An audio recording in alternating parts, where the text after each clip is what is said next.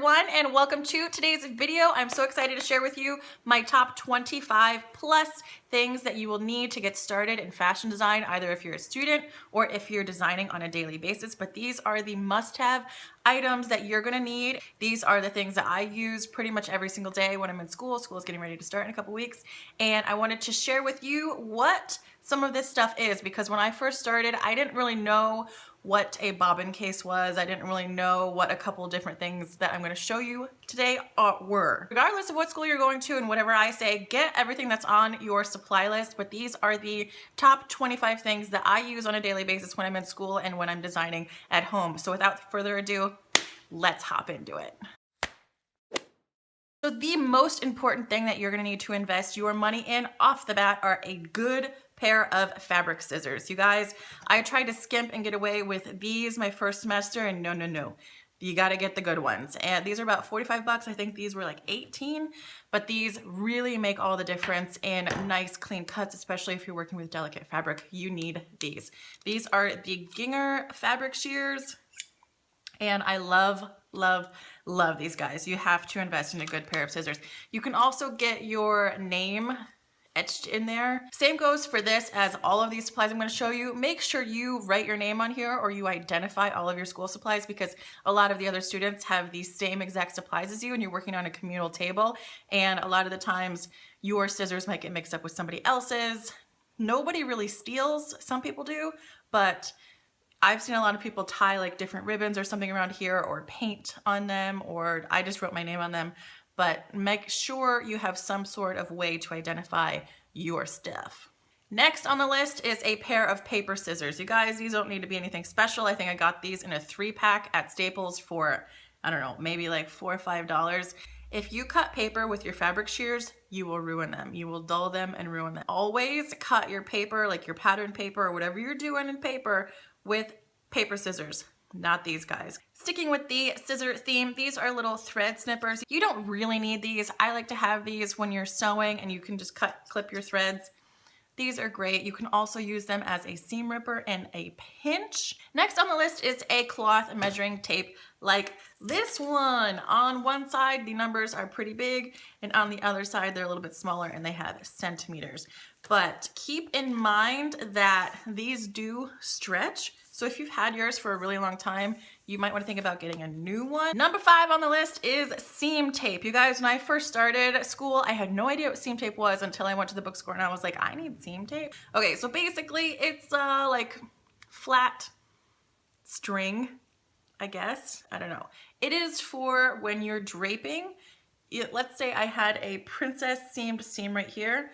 You pin where your seam is going to be on your muslin or on your form, so you can mark your muslin, and then this is where your seam is going to be. For instance, on the shirt that I'm wearing, when or if somebody draped this, they put a line on the dress form of where these were going to go so they could have a visual when they were designing. So this is seam tape, you guys. Now, just in case you made a mistake on your seams, you need a seam ripper. You guys, this is life. You're gonna use this thing more than you think you're gonna use it. But these are really cheap. I think I got this for $3.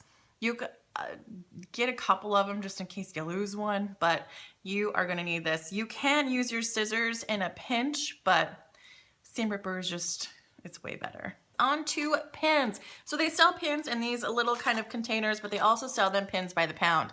I would definitely invest in the pins by the pound. I have a box of a pound of pins, so just not here at the house to show you, but it's a little white cardboard box full of pins that you can get a container like this and refill this if you want, if you don't want to carry around the big box with you. So there are different sizes of pins. I'm not a pin expert, I'm sorry, but the standard pins are for draping, and then they make smaller ones. I think they're called silk pins for when you are working with like silk or chiffon or really fine fabrics. These are a little bit thinner, so they don't make little, what is it called?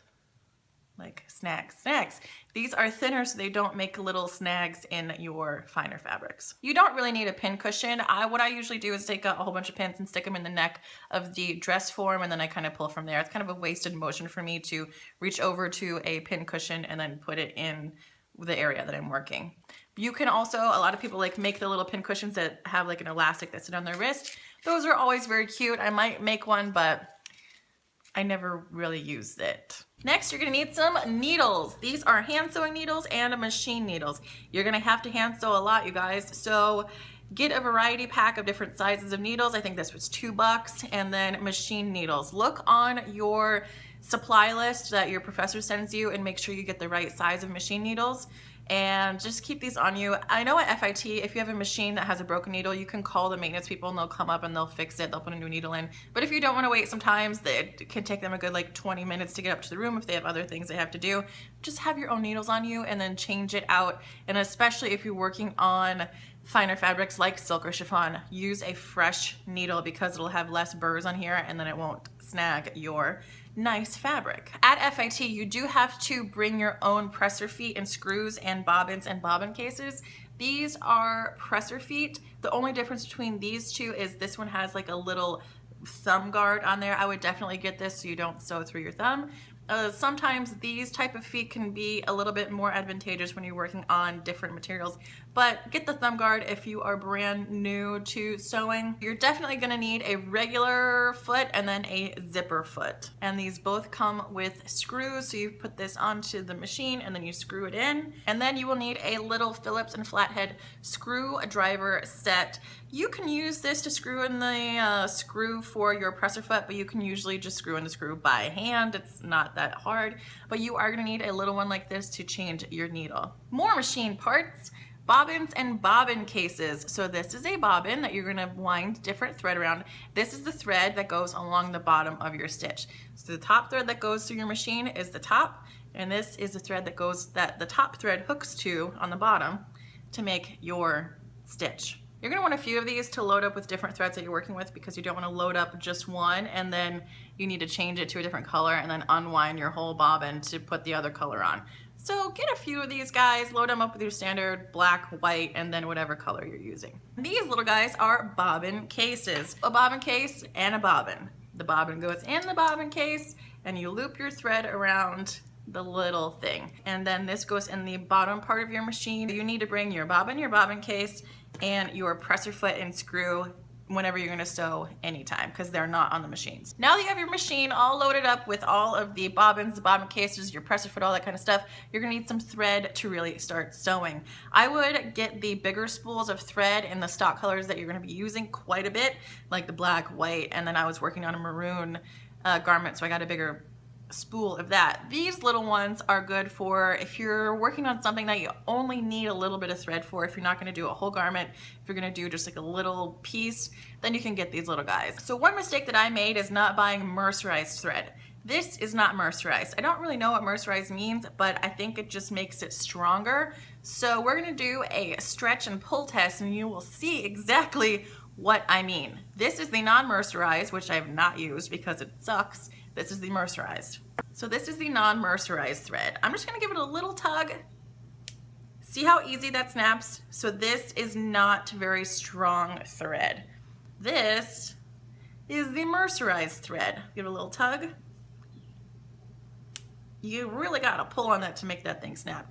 But this is a stronger thing. If you try to sew with the non-mercerized thread and you get one little hiccup, it will snap and it's annoying. And if you're trying to hand sew with it, it'll snap very easily. If you're trying to shear with it, it'll snap. Ugh, I don't like it. I just want to throw it away. All right, the next thing on the list is a tracing wheel and tracing paper. Unfortunately, I don't have any tracing paper here because I think I threw it away once my last semester ended because it was pretty much shot. So what you're gonna use this for is when you are pattern making. You're gonna have your drafting paper on the table, then you will have your piece of tracing paper, then on top you will have either your other pattern that you're working on or the drape that you just made. And you're gonna trace along everything and it's gonna transfer those marks on either your muslin or your other pattern to the pattern below. Get the one with the little teeth, the one that's just like flat like a pizza cutter. I don't like those. You need the one that has like the serrated wheel. For flat patterning, you're gonna need some drafting paper. I don't have any actual clean version drafting paper here, but these are all of my old patterns. So you get, this is kind of the length of it and it'll come in a roll. But if you have the space in your house, definitely go ahead and buy paper like this in bulk and then rip off a 5 or a 10-foot section to take to school with you. That'll be way cheaper than buying like a 5-foot section at the store every time you start to pattern make. When you're drafting your pattern or you're doing something on the flat patterning, you're gonna need some push pins to secure your paper to the table. The tables have like a cork top on the top, and then you put your paper down and then everything else and you kind of secure it to the table. I don't have any proper push pins. I do have these thumbtacks that I will be DIYing some of my own cutesy push pins, but you're gonna want like the clear ones that are easier to pull out. You're not gonna wanna use pins like this to secure your paper to the table because these are impossible to get out once they're kind of stuck in the cork. When it comes to marking your muslin and your flat pattern, you're gonna definitely need some pencils. This is just like a regular pencil, and then this is a mechanical pencil. Mechanical pencils are great for doing your drafting because they're way easier to erase fine lines, but you're gonna need a regular pencil like this when you are draping because the mechanical pencil lead doesn't show up on your drape very well. And you need to keep your regular pencils very sharp, and professors will take off on your drape if your pencil is like messy. I would recommend getting a few different pencil sharpeners because pencil sharpener companies don't make all of their sharpeners the same. This is more of a arts pencil sharpener, like for like charcoal, if you're doing sketching with like actual like charcoal pencils. But I like these guys for different reasons. I like the little hole on here for my actual pencils, but I like the bigger hole on here for my colored pencils. So, you know, these are a couple bucks, get a few, try them out. They break, you lose them. And then you're gonna need some erasers. See, this eraser is non-existent. You will really go through like a whole eraser like this in like one draft. These are way faster at erasing big mistakes when you're patterning, or you know, if you just kind of outlined a seam allowance but you went back in and you did a nice seam allowance, this is nice to erase like a big section and it does not tear your paper. And make sure you get it in white. Don't use those pink ones because they can stain your paper pink. And don't use the gummed erasers for patterning. Gummed erasers are for more like fine art when you're working in charcoal on, you know, canvas board. When you are making corrections on your drape, on your muslin, not your actual fabric, you can use a fabric marker, which usually it comes in like purple, or you can use one of these pencils. There's a blue and a red. I like using these because I'll go in with the blue as my, you know, first correction, and then if it needs more corrections, I'll go in with the red, so I know exactly which line is the correct line. Also, you can use a Sharpie. Keep this in your arsenal too. The Sharpies are fantastic for making corrections, for writing your name on all this kind of stuff, but definitely have a Sharpie in your stuff. When you are making corrections on your actual fabric, you're gonna wanna use chalk. I would definitely not recommend using a fabric marker on fabric, although it does say that it comes off with like a little bit of water and rubbing. I've seen things not come off. You can use chalk, and sometimes chalk won't come off, so use a light hand. This is a kind of a chalk wheel. I don't know if you can see that. Can you see that little line? This is for making corrections on your actual fabric. And then it just kind of rubs away, hopefully. But don't use it on white. Do not use this on white. If you are a first or a second semester student at FIT, you're gonna need a ton of tape. Guys, literally, I think I went through 9 rolls of tape, just like the regular tape, and probably 5 or 6 rolls of the double-sided tape. Buy it in that big, like 5-pack, whatever, at Staples or Walmart or wherever you are shopping. You're gonna need it. Next up are rulers. This is an 18 by 2 inch ruler. This is absolutely the best ruler for fashion design. This is kind of like a standard ruler in the industry, but this is great for flat patterning. It's great for everything. Get one of these. The next most common ruler that you will need is your L square. This is great for making long lines on your pattern paper, and you're gonna need it when you are draping pants to get that 1¼ drop from the crotch. You're gonna be your best friend. You will also need a hip curve. This is for getting the curve of your hips. It's also good for connecting different curves of different style lines that you're making, not necessarily just for your hips. When it comes to using your hip curve, there is one flat pattern professor at FIT that I will not mention his name. He is a stickler about how you use this thing.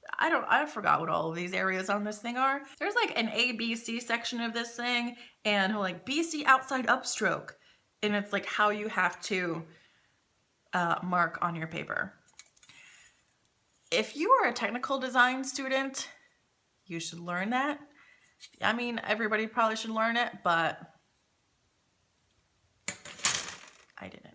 I don't really love flat patterning, so let's just say I faked it till I made it. And the last ruler that you're gonna need is a French curve. You guys, this is great for getting your armholes, for getting your neck drops. You definitely need this guy. And number 24 on this list is muslin. You are going to go through so much muslin your first few semesters at FIT. Be prepared. Okay, listen to me. Kids, if you need money for school and your parents don't believe that you're spending all this money on school supplies, let them watch this video. Mom and dad, listen to me. Your kids need the money for school supplies. Fashion design school, art school is so expensive, it's outrageous. So please, if they're begging you for money for muslin, they're not going out drinking, they're buying muslin. Trust me. There are different types and weight of muslin. Wait till you get to school to buy your muslin because the professors expect all of the students to have the same muslin. And if you buy muslin at your local fabric store, it's not gonna be the exact weight and the exact thing that your professor is requesting of you. So buy it. This is one of the things that you do have to buy at the bookstore. And last but most certainly not least, you're gonna need some sort of storage containers or carrying containers, cases for all of your goodies. I have this little guy that opens on both sides that I like to keep my little stuff in. Containers like this are great to keep things together. I was using this little case my first 2 years at school because it fits all of my stuff nicely. And it's great because you can see through it, but towards the end of the semester, this little thing becomes a disaster and then everybody can see in and see how messy you are internally. And they're like, whoa, Whitney, like clean it out. So then I found this one. It's black and nobody can see how much of a disaster I actually am. And then you will need some sort of tote bag to carry all of your like rulers and your fabric and all of your kind of stuff in. A bag about this size normally works best. I have all of my markers in here. I use this a lot of the time for my sketchbooks, something about this size. And then I used this for all of my other stuff. All right, guys, that is it for this video. Please give this a thumbs up and subscribe if you haven't already. I hope I was able to help you understand what it is that you're gonna need for fashion designing when you're first starting school. But good luck, and I hope you have a wonderful semester, and I will see you guys on the next one. Bye. I actually need to get mine oiled because they squeak every time.